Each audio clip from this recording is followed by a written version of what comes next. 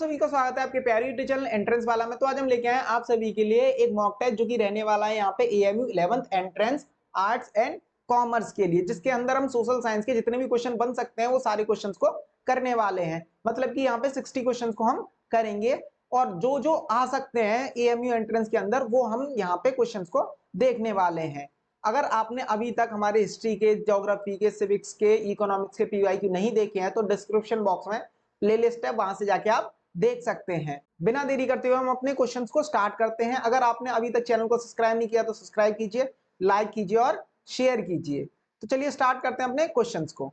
तो चलिए शुरू करते हैं अपने क्वेश्चंस को। क्वेश्चन नंबर यहाँ पे 1 क्या है, यहाँ पे which of the following institution can make changes to the existing laws of the country. यहाँ पे ऐसा कौन सा इंस्टीट्यूशन है जो एग्जिस्टिंग लॉज को चेंज कर सकता है और उनकी जगह पे यहाँ पे नए लॉज को बना सकते हैं। देखो यहाँ पे क्या होता है, जो पार्लियामेंट होती है वहां पे क्या किया जाता है, जो एग्जिस्टिंग लॉज होते हैं उनसे रिलेटेड जितने भी यहाँ पे इश्यूज होंगे उनको रिजॉल्व किया जाता है कि जो एग्जिस्टिंग लॉज हैं उसको अबॉलिश किया जाए और उनकी जगह पे नए लॉज बनाए जाए या फिर नए लॉ बनाने। तो वो सारे काम कहाँ होते हैं, पार्लियामेंट में। तो इसका जो ऑप्शन है वो ए ऑप्शन करेक्ट रहने वाला है। अब हम बढ़ते हैं अपने नेक्स्ट क्वेश्चन। नेक्स्ट क्वेश्चन क्या है यहाँ पे, क्वेश्चन नंबर 22।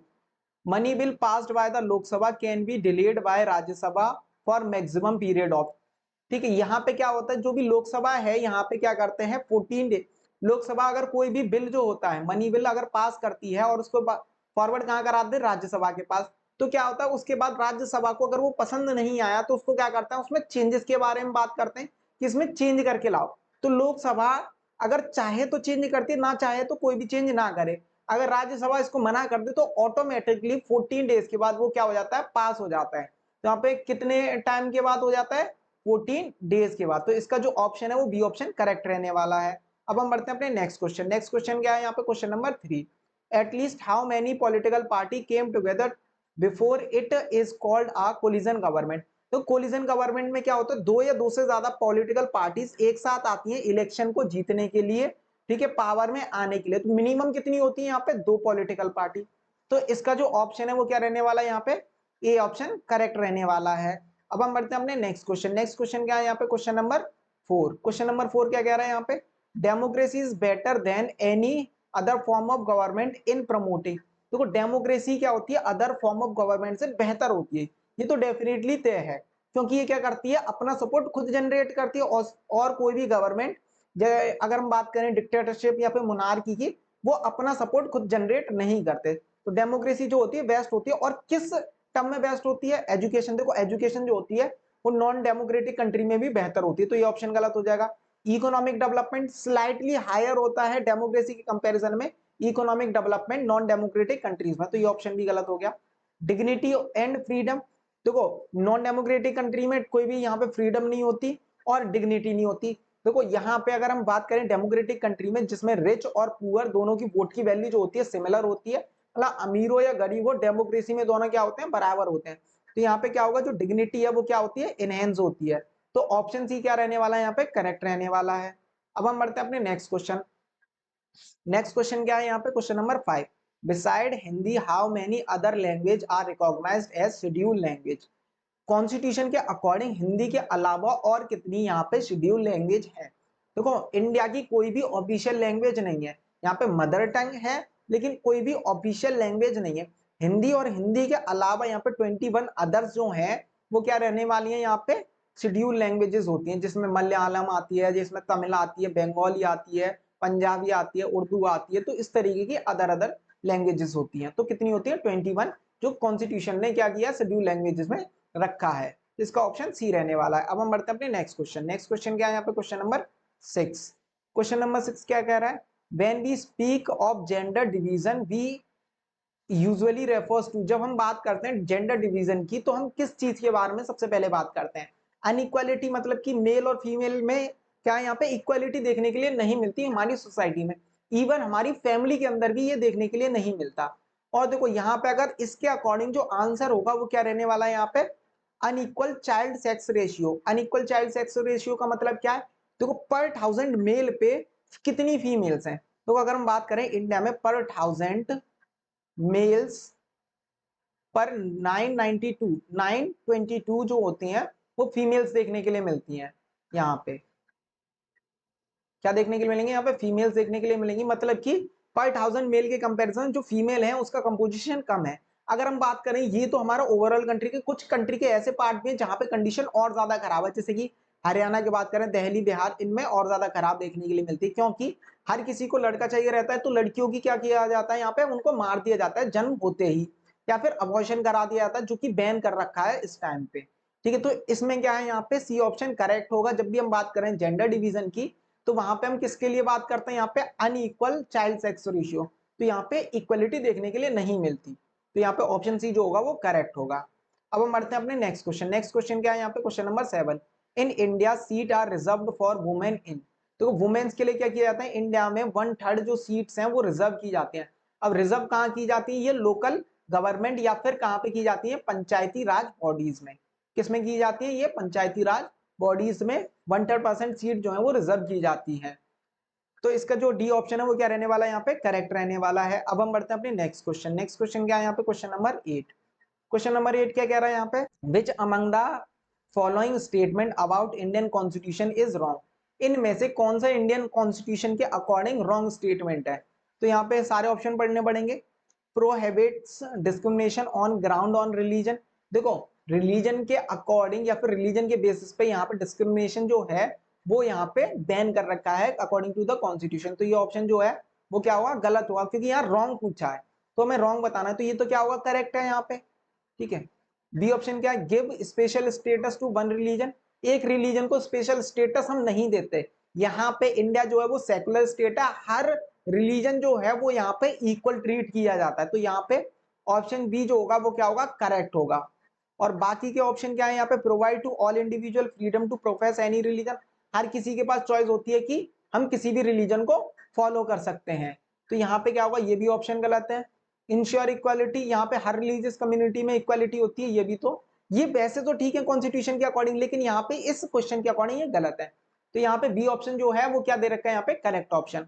अब हम बढ़ते हैं अपने नेक्स्ट क्वेश्चन। नेक्स्ट क्वेश्चन क्या है यहाँ पे, क्वेश्चन नंबर 10, सॉरी यहाँ पे question number 9, who among the following is the founder of Bahujan Samaj party. जो बहुजन समाज पार्टी है, जिसको हम क्या बोलते हैं, बीएसपी बोलते हैं, बीएसपी, जिसका एग्जिस्टेंस अब जो है वो कम हो चुका है, लेकिन जो बीएसपी पार्टी है जिसमें मायावती जो है वो क्या है, इस टाइम पे जो लीडर देखने के लिए मिलती है इसकी, उसके फाउंडर कौन है, तो इसके जो फाउंडर थे वो थे कंशीराम। ठीक है, इसके जो फाउंडर है कंशीराम थे, तो इसका जो ऑप्शन है वो क्या रहने वाला है, यहाँ पे ए ऑप्शन करेक्ट रहने वाला है। अब हम बढ़ते हैं अपने नेक्स्ट क्वेश्चन पे। नेक्स्ट क्वेश्चन क्या है यहाँ पे, question number 10, among the following which country suffered disintegration due to political fight on the basis of religion and ethnicity। ठीक है, एथनिक आइडेंटिटी और यहाँ पे रिलीजन के बेसिस पे कौन सी कंट्री है जो डिसइंटीग्रेट हो गई थी, मतलब कि यहाँ से डिवाइड हो गई थी। कौन सी कंट्री डिवाइड हुई थी, तो यहाँ पे देखो बेल्जियम में केस नहीं हुआ था, तो यहाँ पे कौन सी कंट्री डिवाइड हुई थी, इंडिया। तो यहाँ पे इंडिया जो है वो क्या हो गई थी, एथनिक सिटी के बेसिस पे डिवाइड हो गई थी, क्योंकि ये सॉरी रिलीजन के बेसिस पे, क्योंकि यहाँ पे क्या हुआ था, जो हिंदू और पाकिस्तान में डिवीजन हुआ था, तो इस बेसिस पे क्या हुआ, यहाँ पे डिवीजन देखने के लिए मिलता है, पॉलिटिकल फाइट हुई थी, तो यहाँ पे बी ऑप्शन जो होगा वो करेक्ट देखने के लिए मिलेगा। अब हम बढ़ते हैं अपने नेक्स्ट क्वेश्चन पे। नेक्स्ट क्वेश्चन क्या है यहाँ पे, question number 11, the first state create on linguistic basis. ऐसा पहला स्टेट जो लैंग्वेज के बेसिस पे बनाया गया था। देखो यहाँ पे आफ्टर इंडिपेंडेंट स्टार्टिंग तो सही रही थी, लेकिन बाद में क्या किया गया था, क्रिएशन किए गए थे, स्टेट्स को बनाया गया था on the basis of language, geography और एथनिसिटी। तो उनमें सबसे पहले जो बनाया गया था वो क्या था, आंध्र प्रदेश, क्योंकि डिमांड की गई थी आंध्र प्रदेश के द्वारा कि हमको सेपरेट कर दिया जाए, एक स्टेट बना दिया जाए। तो यहाँ पे आंध्र प्रदेश को आफ्टर इंडिपेंडेंस क्या किया गया था, अलग कर दिया गया था, लैंग्विस्टिक स्टेट बना दिया था, तो इसका जो ऑप्शन है वो ए ऑप्शन करेक्ट रहने वाला है। अब हम बढ़ते हैं अपने नेक्स्ट क्वेश्चन पे। नेक्स्ट क्वेश्चन क्या है यहाँ पे, question number 12, right to property according to the constitution of India is A. Right to property जो है हमारी कॉन्स्टिट्यूशन के अकॉर्डिंग किस में आता है, हमारी फंडामेंटल राइट्स के अंदर आता है। किस में आता है, फंडामेंटल राइट के अंदर आता है, कि हर किसी को अधिकार है अपनी प्रॉपर्टी को रखने के लिए, तो right to property fundamental right के अंदर में आता है, तो इसका ए ऑप्शन करेक्ट रहेगा। अब हम बढ़ते हैं अपने नेक्स्ट क्वेश्चन। नेक्स्ट क्वेश्चन क्या है यहाँ पे, question number 13, when did the constitutional assembly adopt the national flag. National flag जो है वो कब अडॉप्ट किया गया था, by the constituent assembly. Constituent assembly के अकॉर्डिंग कब अडॉप्ट किया गया था, ये अडॉप्ट किया गया था यहाँ पे 22 जुलाई 1947 में, 22 जुलाई 1947 में अडॉप्ट किया गया था। इस फ्लैग को हम क्या मानेंगे, नेशनल फ्लैग मानेंगे। तो यहाँ पे ऑप्शन बी जो है वो करेक्ट देखने के लिए मिलेगा। अब हम बढ़ते हैं अपनी नेक्स्ट क्वेश्चन। नेक्स्ट क्वेश्चन क्या है यहाँ पे, क्वेश्चन नंबर 15। ठीक है, यहाँ पे क्वेश्चन नंबर 15, अब फेडरल स्ट्रक्चर ऑफ इंडिया, एक सेकंड, यहाँ पे जो नंबरिंग है वो क्या होगी, गलत, क्वेश्चन नंबर ये 14 रहेगा। A federal structure of India was first put forward bye, देखो जो फेडरल स्ट्रक्चर है इंडिया का, मतलब कि जिसमें two or more than two layer of government होगी, टू टीयर ऑफ गवर्नमेंट होगी, तो वो कब किया गया था सबसे पहले, यहाँ पे गवर्नमेंट ऑफ इंडिया एक्ट 1935 में। ठीक है, कब किया गया था सबसे पहले, 1935 में। तो इसका ऑप्शन जो है वो सी करेक्ट देखने के लिए मिलेगा। अब हम बढ़ते हैं अपने नेक्स्ट क्वेश्चन। नेक्स्ट क्वेश्चन क्या है यहाँ पे, क्वेश्चन नंबर 15। क्वेश्चन नंबर 15 क्या है यहाँ पे, article 23 and 24 of the Indian constitution ensure. देखो आर्टिकल 24 और 23 जो इंडियन कॉन्स्टिट्यूशन का है वो क्या इंश्योर करता है, तो यहाँ पे क्या इंश्योर करता है, राइट अगेंस्ट एक्सप्लॉयटेशन, कि जो हमारी जितनी भी फंडामेंटल राइट्स हैं, जो हमारी राइट्स हैं, उनको कोई एक्सप्लॉयट ना करे। तो उसके अगेंस्ट में हम क्या कर सकते हैं, डायरेक्ट सुप्रीम कोर्ट में जा सकते हैं। तो ये हमारे आर्टिकल 23, 24 के अंदर आता है, राइट अगेंस्ट एक्सप्लॉयटेशन। तो इसका ए ऑप्शन करेक्ट रहेगा। अब हम बढ़ते हैं अपने नेक्स्ट क्वेश्चन। नेक्स्ट क्वेश्चन है यहाँ पे क्वेश्चन नंबर 16। देखो इससे पहले जितने भी क्वेश्चन थे वो सिविक्स के क्वेश्चन थे। देखो यहाँ पे क्या होता है, जो भी 60 क्वेश्चन आते हैं, ठीक है, 60 क्वेश्चन आते हैं, जिसमें से 15 सिविक्स के होते हैं, 15 यहाँ पे ज्योग्राफी के होते हैं, सिविक्स 15 ज्योग्राफी के होते हैं यहाँ पे, और 15 यहाँ पे इकोनॉमिक्स के होते हैं, और 15 ही यहाँ पे किसके होते हैं, हिस्ट्री के होते हैं। कभी कभार ये कंपोजिशन थोड़ा आगे पीछे कर देते हैं, लेकिन बाकी का क्या रहता है यहाँ पे, सेम रहता है, लगभग सेम रहता है यहाँ पे। अब देखो हम जो स्टार्ट करते हैं इकोनॉमिक्स के क्वेश्चन। इकोनॉमिक्स का क्वेश्चन सबसे पहला क्या है यहाँ पे, what is the full form of NSSO. NSSO की फुल फॉर्म क्या होती है, देखो यहाँ पे इकोनॉमिक्स में जितनी भी फुल फॉर्म है और थोड़ी बहुत डेट जो है वो याद कर लें, क्योंकि इकोनॉमिक्स के क्वेश्चन वही आते हैं, बस घुमा फिरा के थोड़े बहुत आ जाते हैं और लिमिटेड ही आते हैं। सबसे जो तुम्हारा डिफिकल्ट होता है वो थोड़ा सिविक्स का और हिस्ट्री का डिफिकल्ट आता है, वरना तो इकोनॉमिक्स का बहुत इजी पेपर आता है यहाँ पे। तो यहाँ पे एनएसएसओ की फुल फॉर्म क्या होती है, नेशनल सैंपल सर्वे ऑर्गेनाइजेशन। तो इसकी फुल फॉर्म क्या है, नेशनल सैंपल सर्वे ऑर्गेनाइजेशन। तो ए ऑप्शन क्या रहने वाला है यहाँ पे, correct, sorry B option correct रहने वाला है। अब हम बढ़ते हैं अपने नेक्स्ट क्वेश्चन। नेक्स्ट क्वेश्चन क्या है यहाँ पे, question number 17। Buffer stock refers to the stock of, buffer stock जो होता है वहां पे किस चीज का स्टॉक होता है, यहाँ पे बफर स्टॉक में क्या होता है, फूड ग्रेन जो होते हैं वो स्टॉक करके रख लिए जाते हैं, जब भी किसी कोई भी क्लाइमेटी आए, ठीक है, या फिर जो गरीब लोग होते हैं उनको डिस्ट्रीब्यूट कर दिया जाता है बाय द एफसीआई, और वो कहाँ पहुंचाया जाता है, राशन शॉप्स पे, जिसको हम क्या बोलते हैं, फेयर प्राइस शॉप। तो इसका जो ए ऑप्शन है वो क्या रहने वाला है यहाँ पे, करेक्ट रहने वाला है। फूड ग्रेन जो होते हैं वो बफर स्टॉक में स्टोर करके रखते हैं। अब हम बढ़ते हैं अपने नेक्स्ट क्वेश्चन। नेक्स्ट क्वेश्चन क्या है यहाँ पे, question number 18। The characteristics of WTO is are, जो डब्ल्यूटीओ होते हैं उसकी कैरेक्टरिस्टिक्स क्या होती हैं, देखो ये क्या होती है, एक इंटरनेशनल पावरफुल ऑर्गेनाइजेशन होती है, बिल्कुल ठीक है। इसको ट्रेड बैरियर को रिड्यूस करने के लिए, इसका क्या होता है, ट्रेड बैरियर्स को रिड्यूस करने के लिए, हटाने के लिए, बिल्कुल ठीक है ये भी। सी ऑप्शन क्या है, it aim to liberalisation international trade, international trade को लिबरलाइज करने के लिए क्या होता है, इसका एम होता है कि लिबरलाइज कर दिया, मतलब ट्रेड बैरियर्स को हटा दिया जाए। तो ये तीनों ऑप्शन क्या है यहाँ पे करेक्ट है, तो ऑप्शन डी जो होगा वो क्या होगा यहाँ पे, करेक्ट देखने के लिए मिलेगा। और ये क्वेश्चन जो है, और इससे पहला क्वेश्चन, ये बार बार यहाँ पे क्वेश्चन आते हैं, तो इनको याद रख लेना। अब हम बढ़ते हैं अपने नेक्स्ट क्वेश्चन। नेक्स्ट क्वेश्चन क्या है यहाँ पे, question number 19। The concept of white revolution, white revolution का जो कॉन्सेप्ट है वो किससे है यहाँ पे, मिल्क प्रोडक्शन, ठीक है, किससे, यहाँ पे मिल्क प्रोडक्शन से। और ये जो क्वेश्चन है वो मैंने कई बार करा रखा है, ये ज्योग्राफी में भी आ जाता है कभी कभार, और ये इकोनॉमिक्स में भी क्वेश्चन आ जाता है। तो याद रख लेना, व्हाइट रेवोल्यूशन मिल्क के प्रोडक्शन पे, ग्रीन रेवोल्यूशन व्हीट और राइस के प्रोडक्शन से, और यहाँ पे येलो रेवोल्यूशन जो है ऑयल सीड के प्रोडक्शन के लिए होता है। तो यहाँ पे बी ऑप्शन क्या रहने वाला है, यहाँ पे करेक्ट रहने वाला है। अब हम बढ़ते हैं अपने नेक्स्ट क्वेश्चन। नेक्स्ट क्वेश्चन क्या है यहाँ पे, question number 20। What is done to surplus wheat in Palampur village, Palampur village में जो सरप्लस व्हीट होता है उसका क्या किया जाता है।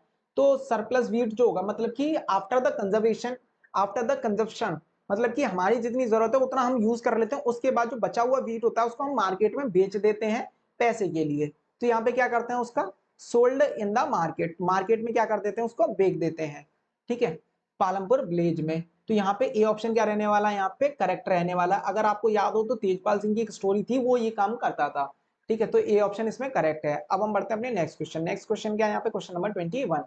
विच one among the following is a non farm activity, इनमें से कौन सी नॉन फार्म एक्टिविटी है, मतलब कि यहाँ पे जो एग्रीकल्चर से रिलेटेड नहीं है। एग्रीकल्चर से रिलेटेड क्या नहीं है यहाँ पे, देखो मल्टीपल क्रॉपिंग एग्रीकल्चर से रिलेटेड है, ये गलत होगा। क्रॉप रोटेशन एग्रीकल्चर से, मॉडर्न फार्मिंग एग्रीकल्चर से। जो डेयरी फार्मिंग होती है वो नॉन फार्म एक्टिविटी में आती है। किस में आती है? नॉन फार्म एक्टिविटी में। तो यहाँ पे ऑप्शन सी जो होगा वो करेक्ट देखने के लिए मिलेगा। अब हम बढ़ते हैं अपने नेक्स्ट क्वेश्चन। नेक्स्ट क्वेश्चन क्या है यहाँ पे? Question number 22। यहाँ पे ये वाला क्वेश्चन भी काफी बार रिपीट हुआ है, इसको भी याद रख लेना। अंत्योदय अन्न योजना वॉज लॉन्च्ड इन, अंत्योदय अन्न योजना जो है वो दिसंबर 2000 में क्या की गई थी? यहाँ पे लॉन्च की गई थी। तो इसको याद रख लेना, इसका ऑप्शन सी जो है वो करेक्ट रहने वाला है।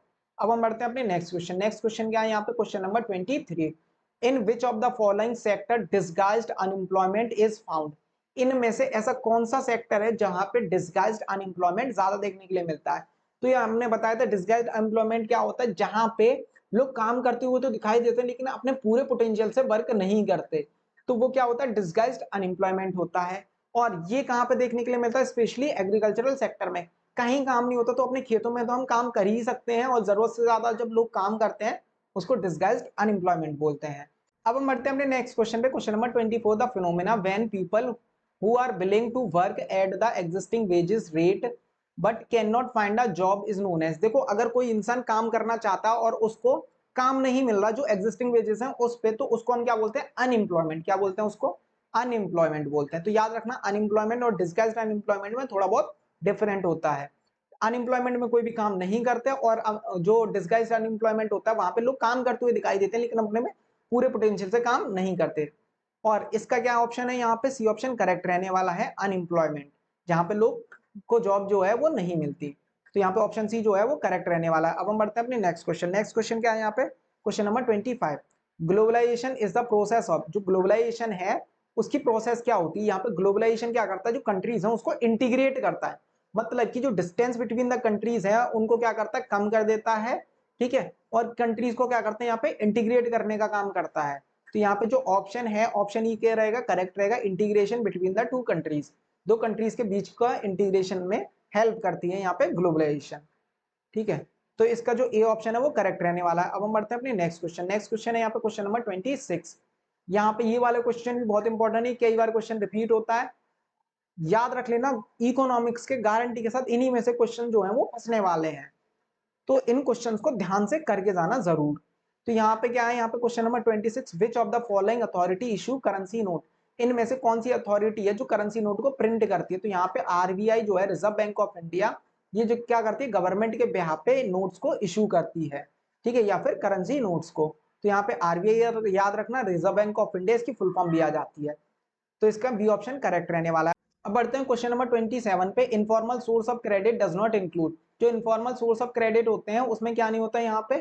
ठीक है, जहां पे भी नोट आ जाए वहां पे क्या करना? चारों ऑप्शन को ध्यान से पढ़ना, जिसमें एक डिसिमिलर क्वेश्चन हो वही क्या होता है यहाँ पे? करेक्ट ऑप्शन होता है। जैसे कि अगर हम बात करें बैंक, बैंक में लो इंटरेस्ट रेट चार्ज होता है, तो ये ऑप्शन तो हमारा करेक्ट होगा क्योंकि ये फॉर्मल सेक्टर में आता है। यहाँ पे जो ट्रेडर होते हैं ये क्या होता है? हाई इंटरेस्ट रेट चार्ज करते हैं, तो इनफॉर्मल सेक्टर में आता है। मनी लेंडर ये भी हाई इंटरेस्ट रेट चार्ज करते हैं, ये भी किस में आएगा? यहाँ पे इनफॉर्मल सोर्स में आएगा। और रिलेटिव एंड फ्रेंड ये भी हाई इंटरेस्ट रेट चार्ज करते हो। तो यहाँ पे ए ऑप्शन क्या रहने वाला है? यहाँ पे करेक्ट रहने वाला है। बैंक जो होते हैं ये इनफॉर्मल सोर्स का पार्ट नहीं होते, ये किसका होते हैं? फॉर्मल का। तो ये ऑप्शन करेक्ट रहेगा। अब हम बढ़ते हैं अपने नेक्स्ट क्वेश्चन। नेक्स्ट क्वेश्चन क्या है यहाँ पे? Question number 28। The service sector in India does not include, जो सर्विस सेक्टर होते हैं वो इंडिया में क्या नहीं इंक्लूड करते इन तीनों में से? देखो यहाँ पे कम्युनिकेट, जो एजुकेशन, एजुकेशन जो है वो सर्विस सेक्टर का पार्ट होता है। तो यहाँ पे क्या होगा? इसमें ये जो ऑप्शन है वो गलत रहने वाला है, क्योंकि यहाँ पे अगर मैं जो बैठा हूँ, मैं आपके लिए वीडियो बना रहा हूँ, तो ये भी क्या कर रहा हूँ? आपके लिए सर्विसेज प्रोवाइड कर रहा हूँ, तो ये किसमें आएगा? सर्विस सेक्टर में। तो यहाँ पे ये ऑप्शन गलत होगा। कम्युनिकेशन सर्विस सेक्टर में आता है। ठीक है, ट्रांसपोर्टेशन भी सर्विस सेक्टर में आता है। जो एजुकेशन यहाँ पे एग्रीकल्चरल प्रोडक्शन है वो किसमें आता है? एग्रीकल्चरल सेक्टर या फिर प्राइमरी सेक्टर। तो ये ऑप्शन क्या रहने वाला है? यहाँ पे करेक्ट रहने वाला है, क्योंकि यहाँ पे क्या पूछा था? नॉट। हमेशा नोट वाले क्वेश्चन को थोड़ा सा ध्यान से पढ़ना। तो इसका डी ऑप्शन करेक्ट रहने वाला है। नेक्स्ट क्वेश्चन क्या है यहाँ पे? Question number 29। The GDP show the total value of, GDP जो होती है जो फाइनल गुड्स एंड सर्विसेज की टोटल वैल्यू जो है उसको बताती है यहाँ पे। तो जीडीपी में हम क्या करते हैं? फाइनल गुड्स और वैल्यू जो सर्विसेज होते हैं उनकी वैल्यूज को कैलकुलेट करते हैं। तो इसमें ए ऑप्शन जो है वो करेक्ट रहने वाला है। अब हम बढ़ते हैं अपने नेक्स्ट क्वेश्चन। नेक्स्ट क्वेश्चन क्या है यहाँ पे? Question number 30। The term IMR stand for, IMR की मतलब क्या होता है? यहाँ पे फुल फॉर्म क्या होती है? Infant mortality rate. क्या होगा? Infant mortality rate. ये वाला क्वेश्चन भी कई बार आ जाता है, तो इसको भी याद रख लेना यहाँ पे क्वेश्चन। ठीक है, तो इन्फेंट मोर्टेलिटी रेट होता है, तो ये ऑप्शन इसका करेक्ट रहेगा। और यहाँ पे हमारे देखो 15 क्वेश्चन किसके हो गए, इकोनॉमिक्स के हो गए। अब हम बढ़ते हैं अपने नेक्स्ट क्वेश्चन। नेक्स्ट क्वेश्चन क्या है यहाँ पे, क्वेश्चन नंबर 31। और यहाँ से हमारे ज्योग्राफी के क्वेश्चन जो है वो स्टार्ट हो जाते हैं। The Brahmaputra river rises, Brahmaputra river जो है वो कहाँ से राइज होती है, यहाँ पे याद रख लेना, मानसरोवर लेक के पास से दो रिवर राइज होती हैं, एक इंदस दूसरी ब्रह्मपुत्र। तो यहाँ पे क्या होगा, ब्रह्मपुत्र रिवर। लेकिन मानसरोवर तो यहाँ है, ऑप्शन नहीं है, तो यहाँ पे क्या होगा, तिब्बत, तिब्बत में मानसरोवर लेक है, वहां से राइज होती है।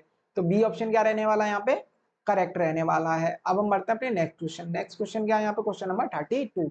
The monsoon arrive in India approximately in, जो मॉनसून आता है इंडिया में वो कब आता है यहाँ पे, ये आता है यहाँ पे अर्ली ऑफ जून, मतलब कि फर्स्ट या सेकंड वीक ऑफ जून में क्या होता है, मॉनसून जो है इंडिया में आ जाता है, और कोस्टल एरियाज में आता है। ये इंडिया के किस में आता है, कोस्टल एरियाज में सबसे पहले हिट करता है मॉनसून। तो इसका बी ऑप्शन करेक्ट रहने वाला है। अब हम बढ़ते हैं अपने नेक्स्ट क्वेश्चन। नेक्स्ट क्वेश्चन क्या है यहाँ पे, question number 33। Which crop is used both as fodder, food and fodder, food और फोडर की तरह कौन सी क्रॉप यूज होती है, देखो ऐसी क्रॉप जिसको खाने के लिए और चारे के लिए दोनों के लिए यूज करते हैं, तो वो कौन सी क्रॉप होती है, यहाँ पे देखो मेज। मेज का हम क्या करते हैं, यहाँ पे हम खाने के लिए भी यूज कर सकते हैं उसका, और चारे के लिए भी हम क्या करते हैं उसका यूज करते हैं। तो यहाँ पे डी ऑप्शन जो रहेगा वो करेक्ट ऑप्शन रहने वाला है। अब हम बात करते हैं अपने नेक्स्ट क्वेश्चन पे। नेक्स्ट क्वेश्चन क्या है यहाँ पे, क्वेश्चन नंबर 34। बीज बचाओ आंदोलन स्टार्टेड इन, देखो बीज बचाओ आंदोलन स्टार्ट किया गया तो जो ट्रेडिशनल सीड्स थे उनका जो यूज है वो बहुत कम हो रहा था, मतलब कि ट्रेडिशनल सीड जब उसका यूज नहीं हो रहा तो एक टाइम के बाद वो खत्म हो जाएंगे, और जो HYB सीड्स है उनका ज्यादा यूज करते हैं। तो जो ट्रेडिशनल सीड्स को बचाने के लिए ये सबसे पहले कहाँ किया गया था, ये किया गया था तेराई, ठीक है, तेहरी उत्तराखंड में ये सबसे पहले स्टार्ट किया गया था। तो इसका जो ए ऑप्शन है वो क्या रहने वाला है, यहाँ पे करेक्ट रहने वाला है। अब हम बढ़ते हैं अपने नेक्स्ट क्वेश्चन। नेक्स्ट क्वेश्चन क्या है यहाँ पे, question number 35। Which is the highest peak of the western Ghat of India, western Ghat जो है इंडिया के वहां पे हाईएस्ट पीक कौन सी है, तो वेस्टर्न घाट के जो हाईएस्ट पीक है वो देखने के लिए मिलती है यहाँ पे अनाईमुड़ी, ठीक है, अनाईमुड़ी जो है वो हाईएस्ट पीक ऑफ वेस्टर्न घाट देखने के लिए मिलती है। अब हम बढ़ते हैं अपने नेक्स्ट क्वेश्चन। नेक्स्ट क्वेश्चन क्या है यहाँ पे, क्वेश्चन नंबर 36। क्वेश्चन नंबर 36 क्या है यहाँ पे, the outer range of Himalaya is called, जो आउटर रेंज होती है, देखो माउंटेन्स की तीन रेंज होती है, ठीक है, एक क्या होती है यहाँ पे इनर रेंज, फिर दूसरी यहाँ पे आएगी यहाँ पे मिडल रेंज, और तीसरी होती है यहाँ पे आउटर रेंज। यहाँ पे इनर रेंज को ग्रेटर हिमालय, मिडल रेंज को यहाँ पे हिमाचल हिमालय, और यहाँ पे जो आउटर रेंज होती है उसको हम क्या बोलते हैं, यहाँ पे शिवालिक्स बोलते हैं, इसको क्या बोलेंगे, शिवालिक्स बोलते हैं। तो यहाँ पे आउटर रेंज क्या होती है, शिवालिक्स। ऑप्शन जो ए होगा वो करेक्ट देखने के लिए मिलेगा। अब हम बढ़ते हैं अपने नेक्स्ट क्वेश्चन। नेक्स्ट क्वेश्चन है question number 37। Which of the following is a non metallic mineral, non metallic mineral जिसमें मेटल नहीं होता, ठीक है, मैग्नीशियम, ये क्या मैग्नीज, मैग्नीज में मेटल होता है तो ये क्या होगा, गलत ऑप्शन। कॉपर मेटल होता है। यहाँ पे माइका जो है वो नॉन मेटल होता है, जो कि हमारी क्या होते हैं जो फर्नीचर होते हैं उसमें जनरली हम क्या करते हैं, यूज करते हैं माइका का। तो यहाँ पे माइका जो है वो नॉन मेटल होता है, तो ऑप्शन सी जो होगा वो करेक्ट होगा। यहाँ पे गोल्ड भी क्या है, मेटल, तो ये गलत है, ऑप्शन सी करेक्ट होगा। अब हम बढ़ते हैं अपने नेक्स्ट क्वेश्चन। नेक्स्ट क्वेश्चन यहाँ पे question number 38। Which of the following describe a system of agriculture where farming is practiced in areas of high population pressure on land?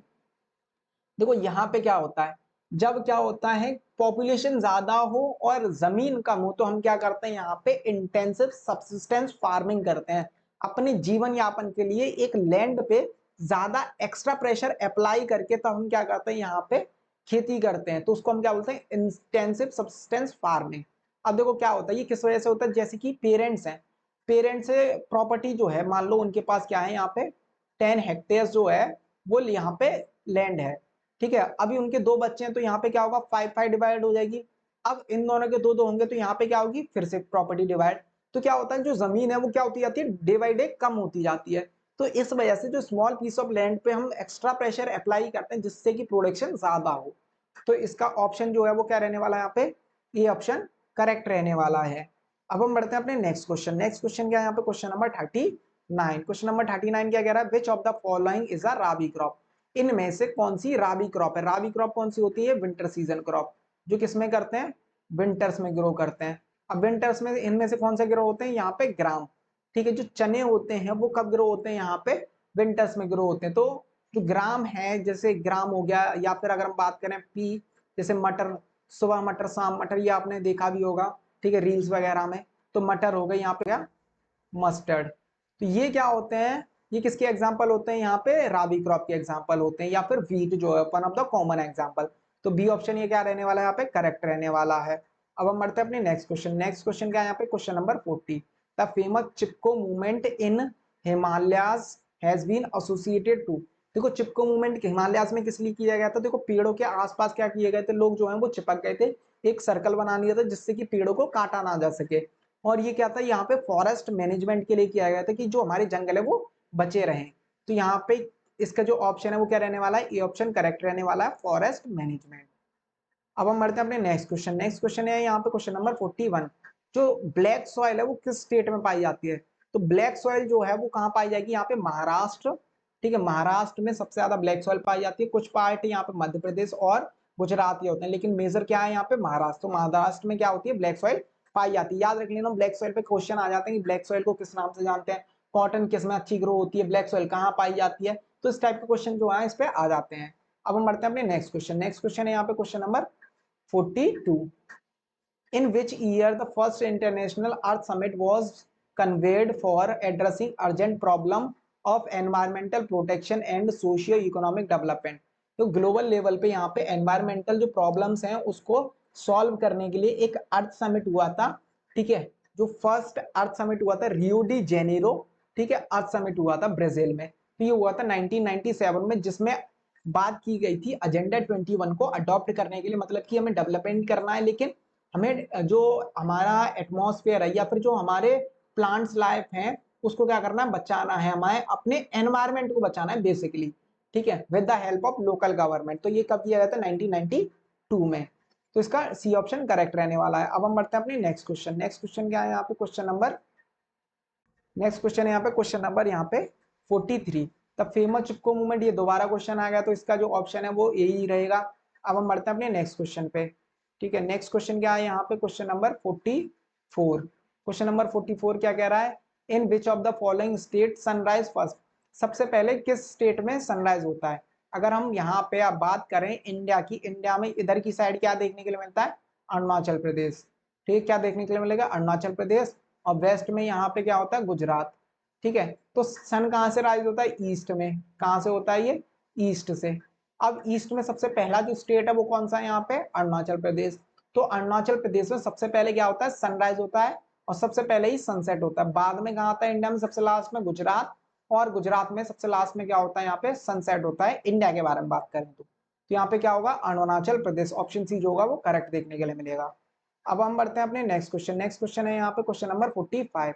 Question number 45 क्या है, highest rainfall in the world कहाँ पे होती है। इनमें से एक ऐसी जगह बतानी है जो यहाँ पे हाईएस्ट रेनफॉल होगी। तो हाईएस्ट रेनफॉल कहाँ होती है वर्ल्ड में, मेघालय। मेघालय में एक मौसिम राम जगह है, वहां पे क्या होती है, हाईएस्ट रेनफॉल होती है। देखो यहाँ पे मौसिम राम जो है जगह, वहां पे सबसे ज्यादा क्या होगी, हाईएस्ट रेनफॉल। तो यहाँ पे ऑप्शन सी जो होगा वो करेक्ट देखने के लिए मिलता है। अब हम बढ़ते हैं अपने नेक्स्ट क्वेश्चन। नेक्स्ट क्वेश्चन क्या है यहाँ पे, क्वेश्चन नंबर 46।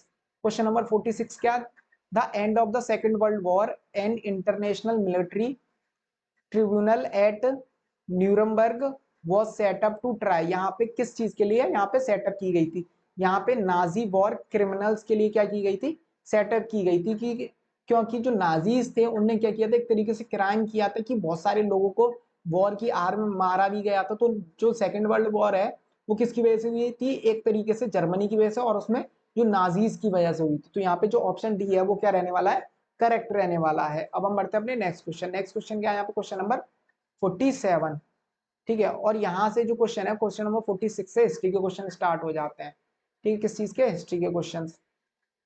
अब हमारा यहाँ पे सेकंड हिस्ट्री का क्वेश्चन क्या है, यहाँ पे question number 48। The French economist during the French revolution were called. यहाँ पे जो फ्रेंच रेवोल्यूशन के टाइम पे जो फ्रेंच इकोनॉमिस्ट थे उनको क्या बोलते थे, उनको हम बोलते थे यहाँ पे फिजियोकार्ड्स। क्या बोलते थे यहाँ पे, फिजियोकार्ड्स बोलते थे, जो फ्रेंच इकोनॉमिस्ट थे फ्रेंच रेवोल्यूशन के टाइम पे। तो इसका ऑप्शन जो है वो डी करेक्ट रहने वाला है। अब हम बढ़ते हैं अपने नेक्स्ट क्वेश्चन। नेक्स्ट क्वेश्चन क्या है यहाँ पे, क्वेश्चन नंबर 49। क्वेश्चन नंबर 49 क्या है, in which decade the first world war was fought in Europe. जो फर्स्ट वर्ल्ड वॉर यूरोप में लड़ी गई थी उसका टाइम पीरियड क्या था 1914 से 1918।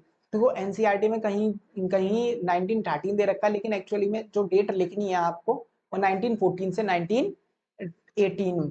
ठीक है, तो इसका जो करेक्ट ऑप्शन है वो क्या रहने वाला है, यहाँ पे ए ऑप्शन करेक्ट रहेगा। अब हम बढ़ते हैं अपने नेक्स्ट क्वेश्चन। नेक्स्ट क्वेश्चन कौन सा है यहाँ पे 50, question number 50। Through which route silk and spices from China followed into यहाँ पे यूरोप, यहाँ पे क्या आएगा फॉलोड। तो यहाँ पे क्या है, जो यूरोप में, ठीक है, यूरोप में जो सिल्क है या फिर क्या है यहाँ पे जो स्पाइसेस हैं वो किसके थ्रू जाते थे, तो यहाँ पे किसके थ्रू जाते थे, यहाँ पे सिल्क रूट के थ्रू। ठीक है, सिल्क और स्पाइसेस मतलब कि जो भी कमोडिटीज एक्सचेंज होती थी वो सिल्क रूट के थ्रू होती थी। तो हमें इससे पता चलता है वर्ल्ड जो है वो पहले भी इंटीग्रेटेड था। तो यहाँ पे जो सी ऑप्शन है वो क्या रहने वाला है, करेक्ट रहने वाला है। अब हम बढ़ते हैं अपने नेक्स्ट क्वेश्चन। नेक्स्ट क्वेश्चन है यहाँ पे question number 51। In which of the following year Simon commission arrived in India. देखो 1929 में 1928 में साइमन कमीशन जो है वो इंडिया में आई थी। ठीक है, अब साइमन कमीशन आई, उसी के साथ साथ यहाँ पे क्या किया गया था, गो बैक साइमन का नारा लगाया गया था कि साइमन वापस जाओ, क्योंकि जो कमीशन आई थी उसमें एक भी इंडियंस नहीं थे और इंडिया के लिए कॉन्स्टिट्यूशन को रीडिजाइन करना था, इसीलिए क्या कर दिया था, उनको भगाया गया था यहाँ से 1928 में। अब हम देखेंगे यहाँ पे नेक्स्ट क्वेश्चन। नेक्स्ट क्वेश्चन है यहाँ पे question number 52। Vande Mataram composed by, Vande Mataram किसने लिखा था यहाँ पे, बंकिम चंद्र चट्टोपाध्याय ने। किसने लिखा था यहाँ पे, बंकिम चंद्र चट्टोपाध्याय। तो इसका ये ऑप्शन करेक्ट रहने वाला है। अब हम बढ़ते हैं अपने नेक्स्ट क्वेश्चन। नेक्स्ट क्वेश्चन है यहाँ पे क्वेश्चन नंबर 53।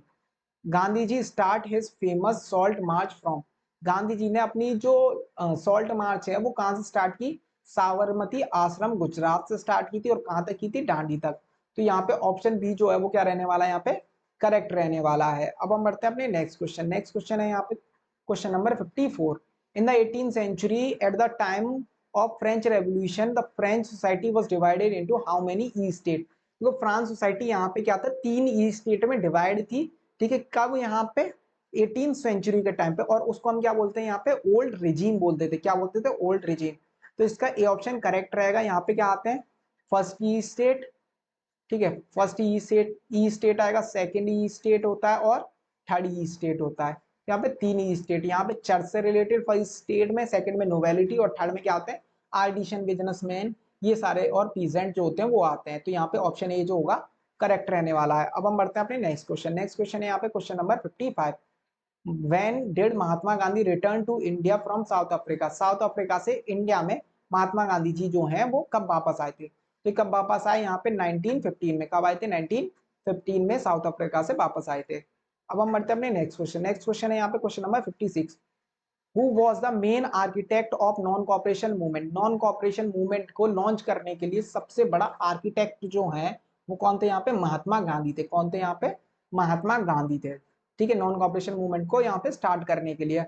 और उनका साथ बाद में किसने दिया था, जो शौकत अली, मोहम्मद अली, जो अली ब्रदर्स थे उनने दिया था। लेकिन यहाँ पे मेन कौन थे, यहाँ पे महात्मा गांधी। तो ऑप्शन ए जो है वो करेक्ट रहने वाला है। अब हम बढ़ते हैं अपने नेक्स्ट क्वेश्चन। नेक्स्ट क्वेश्चन है यहाँ पे question number 57। Louis 16 was executed in, Louis 16 को कब मार दिया गया था, जब यहाँ पे क्या किया गया था, जो रिपब्लिक आई थी, ठीक है, तब क्या कर दिया था, एग्जीक्यूट कर दिया गया था। तो यहाँ पे क्या था, 1993 में लुइस 16 को एग्जीक्यूट कर दिया गया था।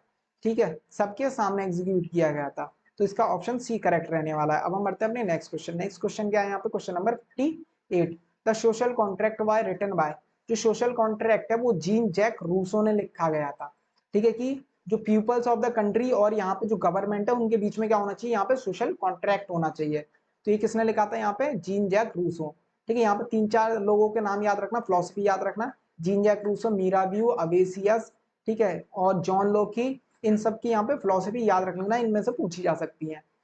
तो इसका बी ऑप्शन करेक्ट है। अब हम बढ़ते हैं अपने नेक्स्ट क्वेश्चन। नेक्स्ट क्वेश्चन है यहाँ पे question number 59। Nazi killing operation came to known as, Nazi killing operation को हम क्या बोलते थे यहाँ पे, ठीक है, इवैक्यूएशन बोलते थे। मतलब कि हम तुमको क्या दे रहे हैं, जन्नत नसीब करा रहे हैं, एक तरीके से तुमको मुक्ति प्रोवाइड कर रहे हैं। वहां पे जितने भी डिसइंफेक्टेंट लोग होते हैं जो अनडिजायरेबल है उनको मार दिया जाता था और बोल दिया जाता है इवैक्यूएशन कर रहे हैं, उनको बचा रहे हैं। तो यहाँ पे जो बी ऑप्शन है वो क्या रहने वाला है, करेक्ट रहने वाला है। अब हम बढ़ते हैं अपने लास्ट क्वेश्चन पे। लास्ट क्वेश्चन है यहाँ पे question number 60। The Jallianwala Bagh incident took place on, Jallianwala Bagh जो है वो कब हुआ था, यहाँ पे 13 अप्रैल 1990 13 अप्रैल 1919 को।